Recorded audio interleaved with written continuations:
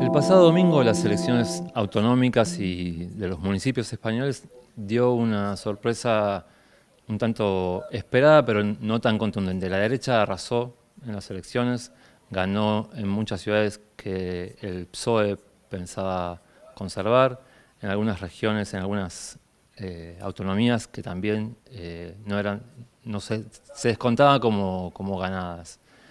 Eh, para analizar un poco este tema, para ver cómo está el panorama electoral y político en España, estamos con Alberto Azcárate. Él es periodista del Salto Diario, un emprendimiento autogestionario, heredero del periódico Diagonal, ¿no, Alberto? Exactamente, sí, Hola. sí. Bueno, eh, nos metemos ya de una en la charla.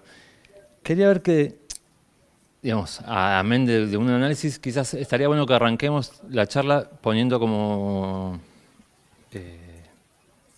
en temas sobre cómo es el sistema de elecciones en España, porque es diferente al de Argentina, ¿no?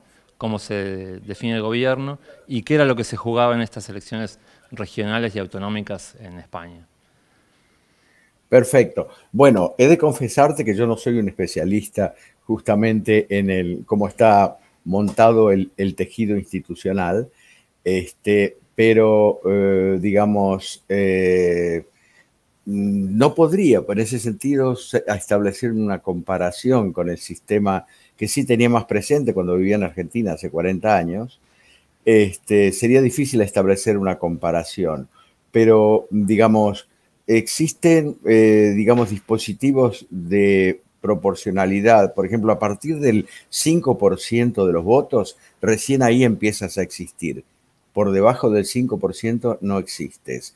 Y ese, digamos, que fue lo que le pasó a Podemos, que llegó a sacar un 4,78, creo, por ciento o algo así, y no entró. Pero ese 4,78 que no expresó Podemos se reparte entre el resto de las expresiones políticas de manera diversa, en forma proporcional a las representaciones que hayan obtenido. A mayor representación saca mayor tajada de ese 5% y a menor una menor expresión. No sabría mucho más que decirte, Ujú, ok. digamos, eh, para hacer una radiografía. No, quizás que entraba en juego en esta elección eran los gobiernos regionales, o sea, de las Sí, sí, autonomías, sí, eso sí, y, lo que los, está, y los gobiernos de las... exacto, lo que estaba en juego eran las elecciones municipales y las elecciones autonómicas, o sea, como si fueran las provinciales en Argentina, ¿no? Sería lo equivalente. Y en ese sentido podría decirse que eran las elecciones de las administraciones de proximidad, ¿no? Las que se suponen que están más próximas del ciudadano. Claro. Bueno, ¿querés contarnos un poco, bueno, un sucinto panorama de los resultados de la elección? Sí, mira, justamente, bueno, y disculpen si de repente se me mezcla un poco el estilo español con el argentino, pero 40 años de ausencia de la tierra traen sus consecuencias también en términos de lenguaje, ¿no? Mira, por eso es tan grave, digamos, el resultado de estas elecciones, porque efectivamente, como vos dijiste al empezar, la derecha arrasó este, arrasó y es grave que lo haya hecho porque al ser gobiernos de proximidad la consecuencia es más grave aún, porque ellos consiguieron, digamos, establecer digamos, digamos, rompieron la lógica de lo que es un gobierno de proximidad para meterlo en una lógica plebiscitaria, ¿no? En un marco nacional. Consiguieron convertir unas elecciones municipales y autonómicas en un plebiscito para las nacionales. Y lo hizo con una campaña muy bien montada, articulando un mix entre la propaganda de sus medios, que son obviamente hegemónicos, la mayoría son de derecha, y las declaraciones de sus líderes políticos, combinado con un intenso trabajo en redes, mensajes, profusión de vídeos anónimos. También así consiguió que el electorado pasase por encima de la gestión de proximidad. invisibilizando algunos logros, a veces importantes, de gestión conseguidos por gobiernos municipales o autonómicos, progresistas. Y eso suya una campaña absolutamente ideológica, Nahuel, que para nosotros en algún momento tenía visos casi de orden psicótico religioso, ¿no? Una cosa alucinante. Por ejemplo, alegaban que ETA está en el gobierno. ETA, me imagino que los argentinos sabrán o recordarán quién era. Era Euskadi Tasuna, fue un movimiento guerrillero independentista vasco que, bueno, dejó de actuar hace 12 años y los dirigentes que fueron detenidos han pagado sus culpas en cárcel, digamos, ¿no? Por decirlo de alguna manera convencional, y ya hay gente que ya pagó a lo que fue condenado. ¿Qué pasa? A partir de todo el independentismo vasco más radical, se creó un movimiento político, no digo que es un partido, pero en realidad es un partido-movimiento, llamado Bildu. Entonces, en las listas de Bildu de ahora, se presentaron algunos candidatos que fueron integrantes de la ex ETA. Bueno, tú no sabes el escándalo que ha sido eso. O sea, la derecha aprovechó diciendo que Pedro Sánchez es un dictador déspota, que además es rehén de los terroristas e independentistas de ETA. Así también le acusaron que era rehén de los independentistas catalanes, porque, digamos, este gobierno supo tejer buenas alianzas con Esquerra Republicana de Cataluña, ¿no? Y de los rojos peligrosos de Podemos, por supuesto, o sea, tres enemigos. O sea, reinstala el fantasma de la amenaza de la fractura de España una grande y libre. Es un lema claramente franquista, ¿no? Hay un triunfo ideológico entonces. Exactamente. Lo plantearon en clave ideológica, por eso te digo que nos sorprendió, yo me confieso sorprendido, porque me parecía, yo decía, se les está yendo la pinza, esto no puede cuajar en la sociedad, están exagerando, se les está yendo la mano, y no, quien se equivocó fui yo. Se ve que en el caso de España creo que este imaginario de la amenaza a la unidad territorial, un imaginario arcaico, post-franquista, está presente. O sea, claro, aquí se acostaron genocidas y se levantaron demócratas. No fue como Argentina, que se hizo un proceso de memoria histórica. No sé hasta dónde esto tiene peso, pero yo creo que aquí tiene. Y otra de las cosas que propagandizaba la derecha era que en el gobierno no se entienden, que hay mucho ruido, que hay mucho debate interno entre Podemos, Esquerra Republicana y las diferentes alas del feminismo.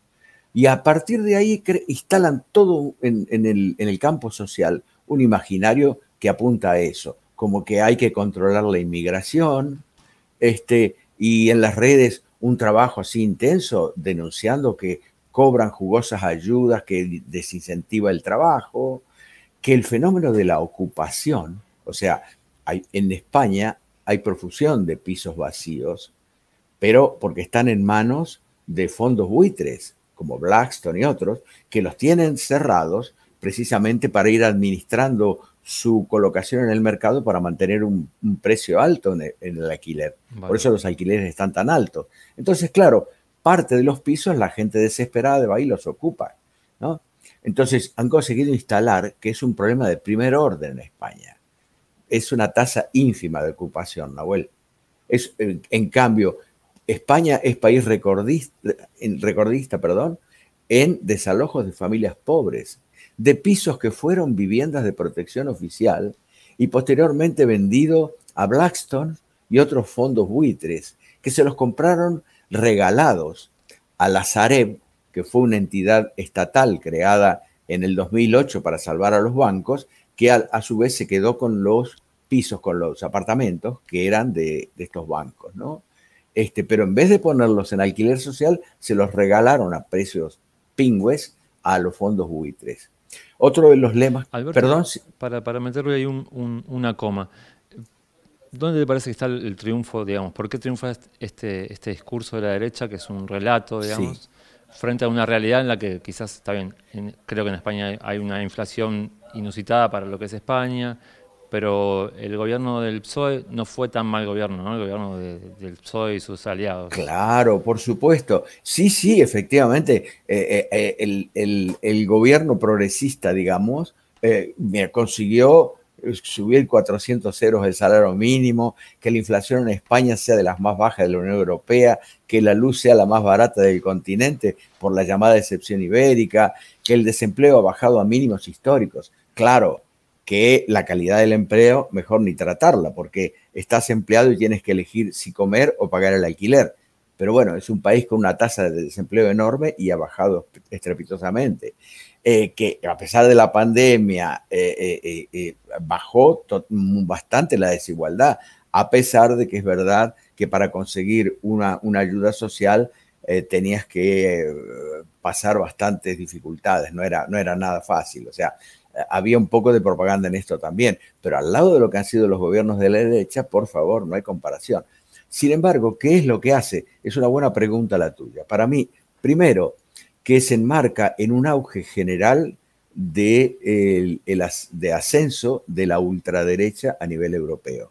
Es significativo en todos los países. Hasta, fíjate, ayer escuchaba en la radio de que Finlandia, fíjate lo que te digo, Finlandia va a aumentar su gasto militar en los próximos años a 20.000 millones de euros.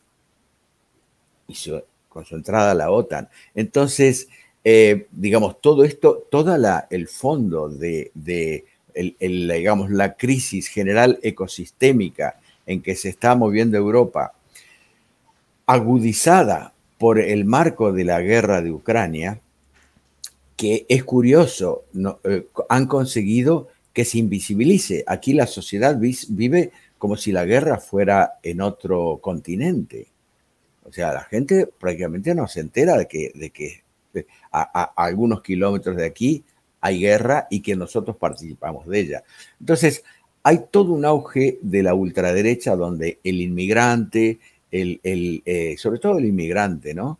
Es una amenaza, los de abajo de la pirámide, y bueno, qué mala suerte, y bueno, sobre todo hay que mantener el orden. Las policías tienen cada vez más carta blanca.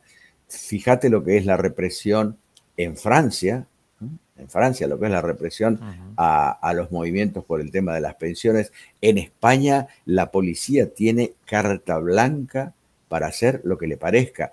Es más, existe una llamada ley Mordaza que le da facultades, unas potestades increíbles a la policía. Hasta un policía te puede acusar a vos de que le has intentado agredir y vas a ser juzgado. Es alucinante. Entonces, hay toda una naturalización. Yo creo que como marco de fondo de la guerra, ¿no? O sea, la guerra trae una legitimación de todo esto. Entonces, hay un crecimiento de la ultraderecha y se expresa inclusive en las elecciones en los diferentes países y en el campo social, Nahuel. O sea, tú lo sientes, sientes que hay una cosa, ¿viste? Bueno, que, por ejemplo, hasta en términos de valores, el tema se está objetando de que exista la violencia machista, cuando hay un índice de criminalidad brutal, todos los días matan a alguna mujer. Sin embargo, están consiguiendo instalar de que el feminismo se ha pasado de cuerda y está consiguiendo culpabilizar a la condición masculina en general, al hombre en general, siendo que siempre hubo violencia machista según esto, ¿no? Entonces, es muy loco que se reproducen, o sea, en Argentina los mismos discursos. O sea, hay como un dispositivo de las derechas que ha encontrado calar hondo en el imaginario popular, ¿no? es así, ¿no es cierto, Nahuel? Ahí es lo mismo, ¿verdad? Uh-huh. Sí, sí, sí. Sí, ya me contás un montón de cosas que acá estamos viéndolas bastante reflejadas. Claro. Te iba a hacer otra Sí. consulta. Otro fenómeno de estas elecciones es que las terceras posiciones han desaparecido prácticamente, ¿no? Podemos, bueno, Ciudadanos desapareció. Podemos se minorizó a niveles absolutos. Y sí, Vox se erige como una tercera pata que va a permitirle al PP, al Partido Popular, gobernar en muchas regiones y ciudades, ¿no? Exacto. Sí, Bueno, que si querés hacer un análisis un poco de esto, Sí, de los partidos políticos y de una vuelta a un bipartidismo. exacto, exacto. Sí, mira, yo creo que efectivamente el 15M, que fue en 2011, trajo un revulsivo extraordinario. Podría decirse equivalente al que se vayan todos de la Argentina, ¿no? Del 2001. O sea, realmente puso en crisis el bipartidismo, todo, yo creo que estuvo a punto de poner en crisis el sistema monárquico, ¿no? La monarquía, o sea, a un paso estuvo, ¿no? Este, entonces, a partir de ahí, no te voy a contar nada nuevo, es que surge del lado de la derecha Ciudadanos como la opción moderada, liberal moderada, digamos, ¿no? Es decir, que hasta se pretendió hacer un acuerdo con el PSOE de gobierno, que no se consumó, pero es un poco una marca blanca de la derecha. Y del lado, digamos, hacia la izquierda, surge Podemos. Pero claro, surge con otras lógicas, Nahuel, porque yo participé lateralmente, porque trabajaba en esa época y no podía dedicarle tanto tiempo, en el 15M, y de verdad las lógicas movimentistas, asamblearias, de delegación de responsabilidades, de rotatividad de responsabilidades, de, digamos, de horizontalidad, no tienen absolutamente nada que ver con lo que son las logias partidarias, ¿no? De organización corporativa, estamentada, jerárquica, y de intereses propios. Entonces, en ese sentido, sí, surge Podemos al calor de eso, pero bajo la vieja lógica de representación montesquiana, digamos, de partidos políticos en un orden institucional republicano convencional. Entonces, en ese marco surge Podemos. Y sin embargo, digamos, ahora, fíjate qué paradoja, a no tantos años del 2011, Podemos desaparece. O sea, porque Podemos no sacó ni siquiera el 5%, o sea, desaparecen los dos. Ciudadanos renuncia a presentarse en las elecciones, porque saben ya que no van a sacar absolutamente nada, y Podemos no renuncia, pero no puede, porque no consigue llegar al 5%. Entonces, también Podemos. Este domingo fue casi un contra 15M, ¿no? Exactamente, exactamente. Fue un anti-15M, o podría decirse el requiescat in pace del ciclo 15M, ¿no? De los últimos estertores de lo que produjo, de esas transformaciones que trajo el 15M. Y ¿Qué responsabilidad ves en las dirigencias de Podemos con este escenario, digamos, ¿no? bueno, yo, digamos, ahí, por supuesto, está la izquierda, digamos, light, porque sabes que a partir de ahí surge no solo Podemos, sino que surge Más Madrid, que es la corriente de Rejón, y Compromís en Valencia, y de alguna manera yo creo que la corriente Sumar de Yolanda Díaz obedece también un poco a la misma lógica, que es una lógica de un poco no romper demasiado las copas, ¿no? O sea, estar ahí pero no hacer demasiado ruido. En ese sentido Podemos tiene un perfil más, no sé si llamarle leninista, o sea, un perfil más confrontativo, apuesta muchísimo más al conflicto social, al enfrentamiento político con el poder real. En cambio, estas son corrientes mucho más moderadas. Y en ese sentido, sí, condenan a Podemos un poco de que se está yendo a la olla, de que es demasiado radical, que es excesivo, que digamos, construye antinomias y conflictos donde no debería, etcétera. Yo no le hago esa crítica en absoluto, pero digo, sí, de alguna manera Podemos expresa quizá una izquierda más combativa al estilo clásico, al estilo más leninista. Estos son una izquierda más socialdemócrata, las cosas como son. Ahí te meto una preguntita, porque, o Sí. sea, vos personal quizás, evaluás que esta derrota se da por tibieza de la izquierda o por, o por, o por lo contrario, ¿no? No, fíjate tú que yo creo que van a ser derrotados los dos, lamentablemente. Me encantaría ser más optimista y decirte que desde este 23 de julio se va a conseguir derrotar a la derecha y la ultraderecha. Ojalá me equivoque, no voy a tener ningún problema en reconocerlo. Ya me equivoqué con la previsión respecto de estas elecciones, no de que no ganasen, pero de que fuese este arraso, yo me equivoqué, no lo vi venir con esta potencia. Pero yo creo que no, que pierden los dos. Me parece que Sánchez, con la movida que ha hecho, ha sido muy inteligente desde el punto de vista desde los intereses del PSOE. Y te digo que, ¿por qué? Porque ha conseguido arrinconarlos, tanto a Sumar, llamémosle la izquierda moderada, o sea, Yolanda Díaz, Errejón, Compromís, toda esta gente, como a Podemos, en que, bueno, en 10 días ustedes tienen que arreglarse y presentar una propuesta. Con lo cual, ¿qué pasa? En 10 días vos no podés resolver lo que te está llevando 1 año y medio o 2 años de diferencias y de debates y de una clara diferente apuesta, porque para mí es nítido que Yolanda Díaz, Rejón, etc., han apostado a liquidar a Podemos y a quedarse con su capital político. Pensando... Perdón, aclaremos un poco ahí las fechas. O sea, estas fueron las elecciones autonómicas y regionales, y en julio se adelantaron las de las generales, ¿no? En julio son las elecciones a presidente, las generales, claro, efectivamente. 23 de julio, claro. Entonces, ¿qué pasa? En este movimiento de estas elecciones pasadas, yo creo que de alguna manera la estrategia de esta izquierda moderada fue cargarse a Podemos, que desapareciese y quedarse con su capital político. Pero consiguieron, sí, hicieron su parte, digamos, no fueron los responsables, pero hicieron su parte para que Podemos caput, pero al mismo tiempo ellos no facturaron, no crecieron. De hecho, Rita Maestre, que era la candidata de ellos en la alcaldía de Madrid, que se suponía que le podía ganar al PP, no solo que no le ganó, sino que el PP sacó mayoría absoluta, Nahuel. Sí.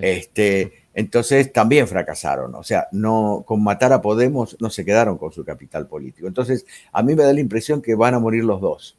O sea, ojalá me equivoque, pero yo creo que Sánchez, con la movida que ha hecho, muy inteligente, te repito, desde el punto de vista de los intereses del PSOE, porque claro, el resultado electoral es un revés clarísimo al gobierno, pero él no se omite ante el recado, toma la sartén por el mango y responde a la altura, convocando y movilizando al electorado socialdemócrata.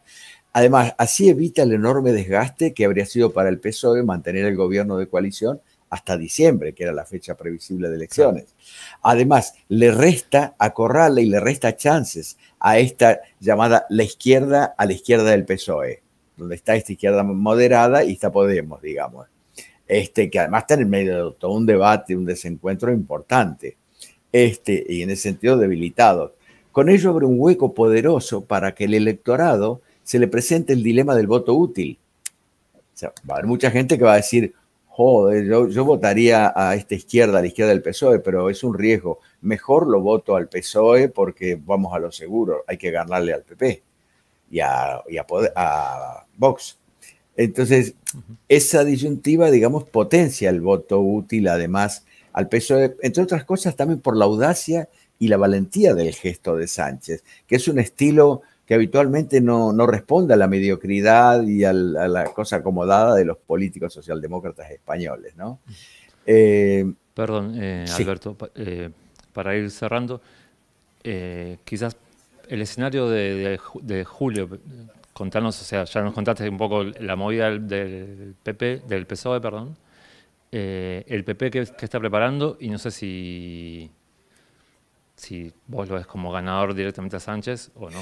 Bueno, yo creo que el PP ha salido muy fortalecido porque en realidad en muchos lugares, Madrid entre ellos, no va a necesitar de Vox para gobernar, porque ha sacado mayoría absoluta. Madrid es un bastión decisivo. Entonces, el PP sale muy fortalecido de esto, además en el marco de esta Europa ultraderechizada. La política del PP dista muchísimo de ser la de una derecha moderada tipo Merkel. Está más para una línea digamos, de ultraderecha, ¿no? De Vox. O sea, ha sido con una estrategia claramente radical de derecha que el PP ha ganado. Y eso está calando en la gente. Entonces, yo creo que ellos están confiantes en que van a ganar. Me temo que así vaya a ser, a pesar de que en estas elecciones ellos sacaron apenas unos 5 puntos más o menos encima del PSOE, no ha sido tanto. Y si tú sumas la cantidad el porcentaje de votos del PP más los de Vox, no son más que los del PSOE y los de la izquierda a la izquierda del PSOE. Al contrario, son menos. Ahora no tengo las cifras, pero son menos. Si se repitiese el mismo número de votos, ganaría el PSOE y la izquierda de la izquierda, pero la izquierda del PSOE. Pero algo me dice que no va a suceder eso, que ojalá sucediese, pero en ese sentido el PSOE yo creo que ha sido tomado muy de sorpresa e inclusive tiene corrientes internas discrepantes. O sea, no, digamos, Sánchez lo ha hecho muy bien, pero no cuenta con una cohesión dentro del partido como para jugárselas. Yo creo que ellos están trabajando así con mucha prudencia y todavía a mí me parece que no están consiguiendo articular un discurso claro a las objeciones que le ha hecho la derecha, porque empezaron defendiendo su gestión, pero de una manera un poco, claro, lo hicieron en clave de administración próxima, municipal y autonómica. En cambio, el PP fue en clave ideológico nacional. Ahora, a lo mejor el PSOE empieza a recuperar eso, pero hay una cosa que a mí no me parece, me da mala espina, que están un poco en la clave hasta el momento de cuidado que se viene el fascismo, ¿no? Y yo creo que las estrategias del miedo nunca son útiles. O sea, me parece que no son ganadoras. Que las estrategias... O sea, ellos ganaron diciendo cuidado que vienen los rojos. No, están preparando... Y los etarras... Ah, exacto, sí, perdón, pero... sí, disculpa. No, decía que el PP ganó estas elecciones diciendo cuidado con los rojos y los etarras. No puede ser que el remedio sea cuidado con los fascistas. Exactamente. O sea, ahí yo creo que el PSOE se está equivocando. Empezó así la campaña y espero que cambien de rumbo, porque ahí se equivoca, me parece a mí. Tiene que, al contrario, hacer una enunciación explícita, afirmativa de lo que han hecho. Porque realmente, si ellos comparan lo que ellos han hecho al lado de lo que han sido las administraciones políticas del Partido Popular y los niveles de corrupción del Partido Popular, o sea, no hay comparación. Ellos tienen condiciones de defender lo que han hecho, ¿sabes? Te pido una última breve. Acá nosotros leímos, incluso hicimos notas sobre el proyecto de ley de vivienda que se aprobó, sí, ¿no? Que nos pareció un avance. Pero para ver cómo está jugando el electorado en España, ¿ese proyecto sirvió para ganar votos o le sirvió a la derecha para asustar con estos rojillos que están avanzando sobre la propiedad? Es una excelente pregunta a la que no te voy a poder responder, porque, claro, porque te respondería ideológicamente, digamos, no tengo datos de hasta dónde repercutió. Yo me temo de que es un mix y mix. O sea, que aparte del electorado de izquierda, sí le cautivó, le sirvió, porque inclusive en Valencia lo hicieron bastante en serio. O sea, tomaron el problema de la vivienda como un eje central de su accionar y su administración política y consiguieron logros importantes. Entonces, ahí, por ejemplo, está claro. Pero al mismo tiempo, la derecha lo ha utilizado para crear el fantasma de que estos te van a cuestionar, incentiva a los ocupas, o sea, perjudica al movimiento económico, no va a valer la pena poner tu piso que tienes ahí en alquiler, no te va a convenir porque con esto te revientan. O sea, un poco de las dos cosas, ¿sabes, Nahuel? Y es difícil de dilucidar porque como el marco general es tan desfavorable, ¿no? es muy desfavorable. O sea, el marco general, la lógica de época, digamos, el sentido de época es de derechas, ¿no? Entonces, yo ahí donde, por ejemplo, todo el progresismo tiene la hipótesis de que es decisivo tener medios de comunicación propios, porque ahora esto lo explican en función de todas las campañas de desinformación que ha traído la derecha, que tiene la derecha, que ya te digo, parecían psicóticos por momentos, ¿sabes? Tú dices, es imposible. Pero ¿qué pasa? Yo creo que no alcanza con eso, Nahuel. Estoy empezando a sospechar de que un poco tanto el PSOE en su faz vertiente socialdemócrata y más aún Podemos y la izquierda de la izquierda del PSOE parten con unos supuestos que son de mi generación, que es que en última instancia tú vas a apelar como pozo de fondo al sentido de solidaridad de la gente, de que o salimos todos juntos o nadie sale de esto, de fortalecer el tejido social, de evitar la desigualdad y la exclusión, etcétera, etcétera.